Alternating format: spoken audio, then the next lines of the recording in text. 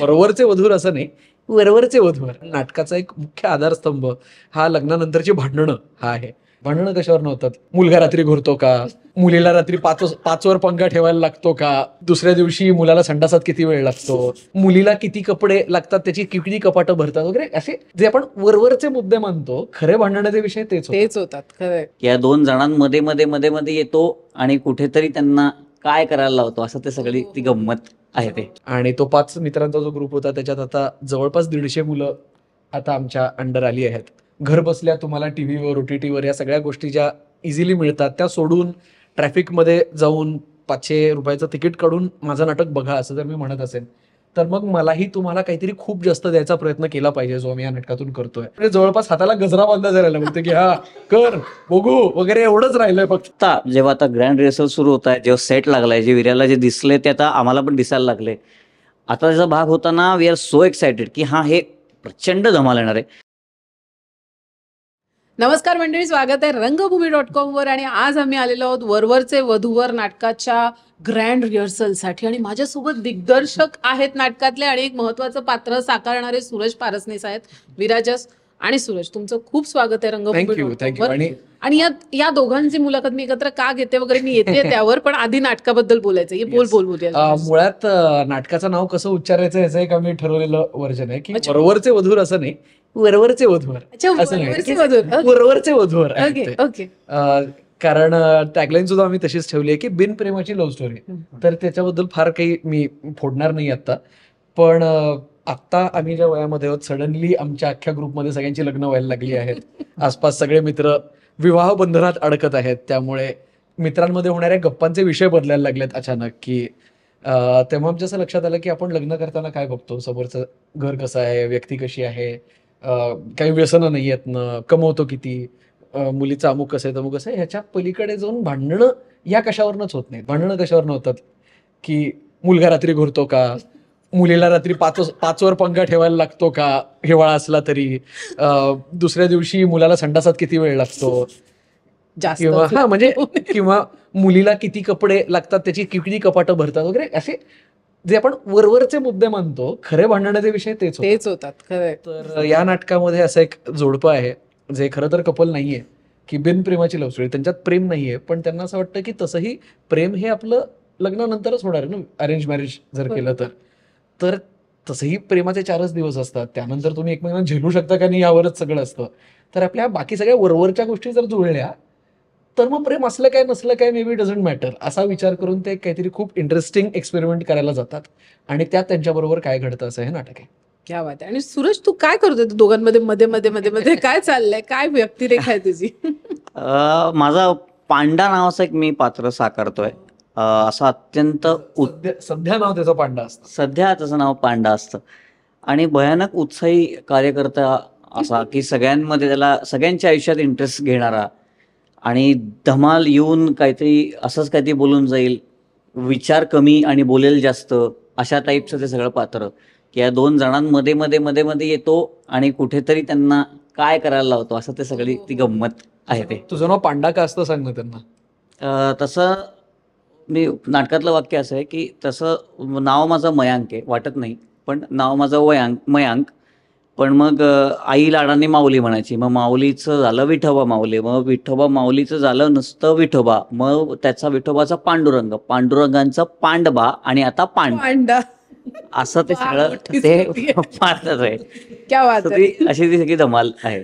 अरे वा. आता खूप जणांना माहित असेल किंवा नसेलही, मला सांगायचं या व्हिडिओच्या माध्यमातून की सूरज पारसनीस आणि विराजस कुलकर्णी प्रायोगिक एक नाट्यसंस्था आहे त्यांची, थिएटर ऑन एंटरटेनमेंट. आणि खरंच कौतुक आहे तुमचं. खरं म्हणजे लॉकडाऊनमध्ये कार्यरत होतात तुम्ही सुद्धा, आम्ही होतो आणि रंगभूमी.com पण होतं. तसंच थिएटर ऑन एंटरटेनमेंटचे सुद्धा अपडेट्स येत राहायचे. त्याबद्दल थोडं सांगा ना मला या व्हिडिओच्या निमित्तानं. 2011 साली म्हणजे तेव्हा आम्ही सगळेच 17-18 वर्षांचे होतो. तेव्हा आम्ही पुण्याच्या नाट्यखुळखुळीमध्ये विविध ग्रुप्सकडून काम करायचो आणि त्यात आम्ही सगळ्यात लहान असायचो. तर तेव्हा कुठेतरी असं लक्षात यायला लागलं की आपली वेवलेंथ जुळते, आपल्याला ज्या पद्धतीचं काम करायचं ते साधारण सेम वाटतंय किंवा आपल्याला सिमिलर आयडिया सुचत आहेत.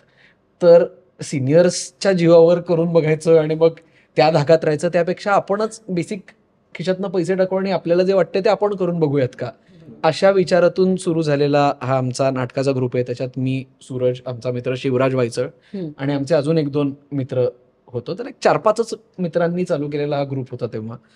आणि 2011 पासून आता त्याला जवळपास आम्ही आता 15व्या वर्षाकडे त्याची वाटचाल सुरू आहे. आणि 30हून जास्त हिंदी, मराठी, इंग्रजी, काही पॅन्टोमाईम, सायलंट अशा प्रत्येक पद्धतीचं आमचं नाटक आता करून झालंय. आमची आता 6 प्रोडक्ट्स रनिंग आहेत पुणे आणि मुंबईच्या रंगभूमीवर. आणि तो 5 मित्रांचा जो ग्रुप होता त्याच्यात आता जवळपास 150 मुलं आता आमच्या अंडर आली आहेत. आणि तो रन करायची एक खूप वेगळी मजा आमच्यात असते. म्हणजे युजली मी, सूरज, शिवराज, आमचा विक्रांत नावाचा एक मित्र, ओंकार नावाचा एक मित्र, आम्ही सगळे मिळून हा ग्रुप वर्षानुवर्ष चालवतोय.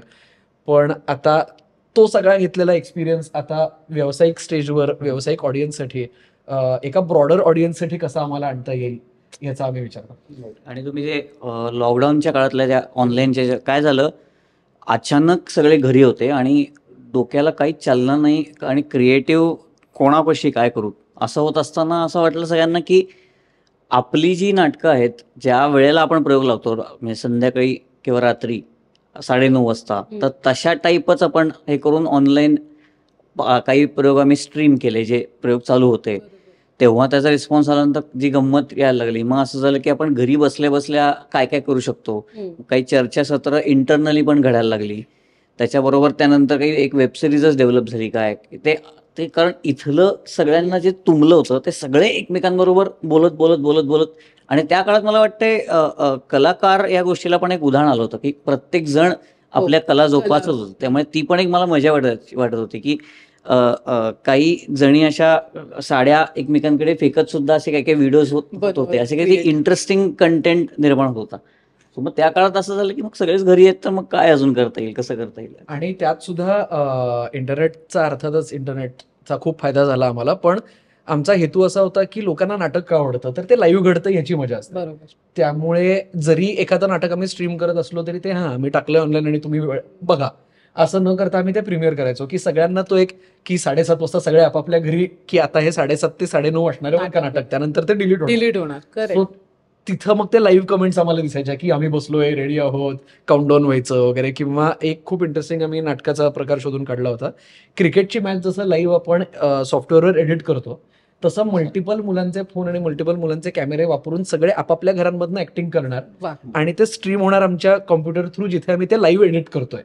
असे काही प्रयोग करून बघितले की तो लाईव्ह थिएटरचा अनुभव आम्ही लोकांपर्यंत देता येतोय का. किंवा 5चा चहा नावाचा एक खूप चांगला उपक्रम तेव्हा थिएटरांकडनं झाला, जेव्हा खूप मोठी मोठी लोक त्याला जोडली गेली. पण त्याच्यात सुद्धा आमचा मुद्दा होता की आपण लाईव्ह करायचं, की हे रेकॉर्ड करून लोकांना दाखवायचं नाही की ते लाईव्ह घडतंय, त्याच्यात गोष्टी घडू शकतात. कधी कधी इंटरनेट जातं कोणाचं आहे की ते कसं सांभाळून घेतो, त्यातनं काय निघतं, तीच खरी थिएटरची मजा आहे. तर ती द्यायचा आम्ही प्रयत्न करतो. आणि अजून एक झालं म्हणजे इंटरनेटची जी ताकद आहे म्हणजे बाउंड्रीज तोडून काम करण्याची, त्याचा फायदा पण मिळाला की आम्ही सॅन फ्रान्सिस्कोच्या महाराष्ट्र मंडळाबरोबर टायअप करून आमची काही नाटकं स्ट्रीम केली आणि त्यांनी मग ते अजून वेगवेगळ्या देशांमध्ये पण ती झाली. सो त्याच्यानंतर त्याचे चर्चासत्र पण असायची. सो पोलंड मधल्या कुठल्या तरी माणसाला आमच्या नाटकाबद्दल काय वाटतं यांची चर्चा पण ते रंगली होती. सो अशा काही काही गमती जमती त्या काळात खूप. आणि आता त्यामुळे आमची इच्छा हीच आहे की आता हे ऍक्च्युअल लाईव्ह नाटक जेव्हा आम्ही करतोय तेव्हा त्या ज्या सगळ्या ओळखी झाल्यात आता तिथून मेसेजेस येतात की आता खरं नाटक घेऊन आमच्याकडे कधी येत आहे. तर ते कधी कधी प्रायोगिक नाटकाला म्हणजे तेवढं बजेटरी इश्यूज असतात किंवा लॉजिस्टिकल असतात. तर आता व्यावसायिक याच्यात घुसत असल्यामुळे त्या सगळ्या बाउंड्रीज पुन्हा एकदा नव्याने आणि खरं लाईव्ह जाऊन ब्रेक करता येतील असं मला वाटतं. म्हणजे एवढ्या गप्पांमधून सांगायचा सारांश असा आहे की विराजस मुरलेला आहे लेखक दिग्दर्शक म्हणून. तो नवीन नाहीये, नया नाही है वह, लेखक दिग्दर्शक आहे तो. थिएटर ऑन एंटरटेनमेंट तर्फे दोघं खूप छान छान प्रयोग करत असतात. सशक्त नाट्य संस्था आहे पुण्यातली आणि आता फक्त व्यावसायिक करायचंय, थोडंसं व्यावसायिक बस, पण वरवरचं. त्यामुळे हार्डकोर ते छानच सगळं. खूप सरप्राईजेस आहेत नाटकामध्ये ते मला वाटतं माहित नाही, तुला हवे तेवढे तू रिव्हील करणं. नाही, मी नेहमीच असं म्हणतो की जर मी सांगत असेल की तुम्ही घर बसल्या तुम्हाला टीव्हीवर, OTTवर या सगळ्या गोष्टी ज्या इझिली मिळतात त्या सोडून ट्रॅफिकमध्ये जाऊन 500 रुपयाचं तिकीट काढून माझं नाटक बघा असं जर मी म्हणत असेल तर मग मलाही तुम्हाला काहीतरी खूप जास्त द्यायचा प्रयत्न केला पाहिजे जो आम्ही या नाटकातून करतोय. त्यामुळे हल्लीच्या काळात एक फक्त हे चांगलं प्रोडक्ट होतं, या पलीकडे आपण कसं जाऊ शकतो, सगळेच रंगभूमीवरचे हा विचार करतात, आम्हीही तोच करतोय. त्यामुळे याच्यामध्ये ज्या पद्धतीचा सेट आहे तिथपासून त्याच्यामध्ये 2 गाणी आहेत, त्याच्यात प्रॉपर डान्सेस आहेत. फुलवा खामकर, प्रख्यात कोरिओग्राफर फुलवा खामकर, त्यांनी आमचे डान्स कोरिओग्राफी त्याची केली आहे. त्यातलं एक गाणं सुमित राघवन यांनी गायलेलं आहे. त्यामुळे खूप एंटरटेनमेंटचं पॅकेज डिलिव्हर करायचा आम्ही प्रयत्न करतोय, की हे तुम्हाला फक्त लाईव्ह थिएटरमध्येच बघायला मिळेल अशा पद्धतीचं काहीतरी आम्ही द्यायचा प्रयत्न करतोय. त्याचबरोबर सखी आणि सुव्रत सारखे सक्षम कलाकार दोघंही आहेत. अमर फोटो स्टुडिओ आहे त्यांचं गाजलेलं नाटक, त्यानंतर पहिल्यांदा ते ॲज अ जोडी रंगभूमीवर एकत्र येत आहेत, कलाकार म्हणूनच नाही तर प्रोड्युसर म्हणून सुद्धा. तर ती सगळी जबाबदारीची भावना घेऊन आम्ही हे प्रोडक्ट बनवलेलं आहे. त्यामुळे ते लोकांना होपफुली आवडेल असं आम्हाला वाटतंय. आणि योगायोग बघ ना, गालिब नाटकात तू लेखक अंगद देहलवी सादर करत होतास आणि आता तू खरंच लेखक म्हणून असं लिहायलाच लागलास. बरं, सखी सुव्रत कसं, म्हणजे का वाटलं सखी सुव्रतला घ्यावं? म्हणजे पॉझिटिव्हली विचारते, काय घेतलं कसं काय आले डोक्यात छान जोडी असं? आय थिंक सूरजलाही पटेल, म्हणजे आम्ही ज्या जनरेशनचे आहोत, दिलदोस्ती दुनियादारी अमर फोटो स्टुडिओ आहे, दोन्ही म्हणजे अगदी आमच्या वाढत्या वयाचं असं नाही म्हणणार, नाही तर ते म्हणजे आम्ही फारच शाळा कॉलेजमध्ये होतो अशातली गोष्ट नाही. पण जेव्हा आम्ही टीव्ही बघायचो, सातत्याने बघायचो, तेव्हा ते दिसायचं. त्यामुळे ॲज अ कपल ते दोघं आम्हाला माहीत होते. खूप ओळख नव्हती पण ओळख होती आमची. त्यामुळे अधूनमधून जेव्हा भेट व्हायची तेव्हा आपण कधीतरी काहीतरी एकत्र करूयात रे असं एक आमची चर्चा व्हायची. सखी आणि मी शॉर्टली एका कॉलेजमध्ये होतो, त्यामुळे तेव्हापासून थोडंसं ओळख होती. जे माझी सिरियल बघत असतील त्यांना त्याच्यात माझा मित्र आशय कुलकर्णी आहे माहीत असेल तर, आशयची बायको म्हणजे सुव्रतची मामे बहीण. त्यामुळे आशयच्या लग्नामध्ये त्या दोघांची खूप आमची अगेन आम्ही एकत्र होतो आणि परत तेच की यार काहीतरी करूया असं चाललं होतं. आणि तेव्हाच माझं गालिब चालू होतं. त्यामुळे व्यावसायिक रंगभूमी आणि व्यावसायिक ऑडियन्सशी एक नातं निर्माण होत होतं आणि तिथे आपण या स्पेसमध्ये काहीतरी करूयात असं वाटत असताना हे सगळं म्हणजे ते जुळून येतं, चांगल्या गोष्टी जुळून येतात, तसं ते जुळून आलं. तुम्ही नाटक बघितल्यावर तुम्हाला लक्षात येईल की ते दोघं खऱ्या आयुष्यातही वरवरचे नाही पण खरे वरवधू असल्यामुळे त्याचा फायदा कसा नाटकाला होतो, कारण नाटकाचा एक मुख्य आधारस्तंभ हा लग्नानंतरची भांडणं हा आहे. त्यामुळे खरं भांडण करायचं असेल तर त्यासाठी नवरा बायकोच लागतात असं मला वाटतं. बरोबर आहे, खरे. आणि व्यावसायिक मध्ये काय चॅलेंजेस येत आहेत सांगायचे? मला असं विचारतोय यावेळेस मजा अशी झाली आहे की एरवी तो दिग्दर्शक असतो आणि मी लेखक किंवा कलाकार असतो. यावेळेस उलट झालंय की आता माझ्या हाताखाली तो आलाय आणि त्यामुळे सांगा काय अनुभव आहे. त्यामुळे त्यांनी जी इतकी वर्ष मला अक्कल शिकवली आहे की नाही व्यावसायिक मध्ये असं असतं, आपण हे असं करतोय किंवा व्यावसायिक करताना आपल्याला हे असं करायला लागलं, आता ते त्याला करून दाखवायला लागतंय. आणि मला फक्त समोर म्हणजे जवळपास हाताला गजरा बांधा जायला लागतं की हा कर बघू वगैरे एवढंच राहिलंय फक्त. एक तर तू माझी जी इमेज काय व्यावसायिक असं काहीच नाही, मला प्रचंड मजा वाटते या सगळ्याची. कारण एक लार्जर ऑडियन्सला केटर करण्याचं आता ज्या प्रकारचा विषय आणण्याचा प्रयत्न करतोय त्यात ऑलमोस्ट विर्या आता बोलताना लव गुरुच वाटायला लागला होता. म्हणजे इतपत न वाटता सुद्धा सगळ्यांना ते रिलेट होईल असं काही करणं. मला मुळात एक होतं की मी ॲक्टर म्हणून खूप वर्षांनी फक्त ॲक्टर आहे असं एक काम करतोय आणि ते फार मजा मला याची येते की कॅरी स्वतःला करताना किती नक्की लाऊड व्हायचं, किती सेटल करायचं, कसं सोडायचं, कसं धरायचं. फक्त पात्राचा विचार करताना समोरच्यांचा इंटरॅक्शनचा विराजसला डोक्यात एक्झॅक्टली काय, मला कधी कधी असं होत होतं की विर्या करू का एवढं लाऊड, काय काय वाटतंय, तर तो तू करून तर बघ. तर ते सगळं ते जे आहे तिथपर्यंत पोचायला एक हे होत होतं. पण आत्ता जेव्हा आता ग्रँड रिहर्सल सुरू होत आहे, जेव्हा सेट लागलाय, जे विर्याला जे दिसले ते आता आम्हाला पण दिसायला लागले. आता त्याचा भाग होताना वी आर सो एक्सायटेड की हे प्रचंड धमाल येणार आहे.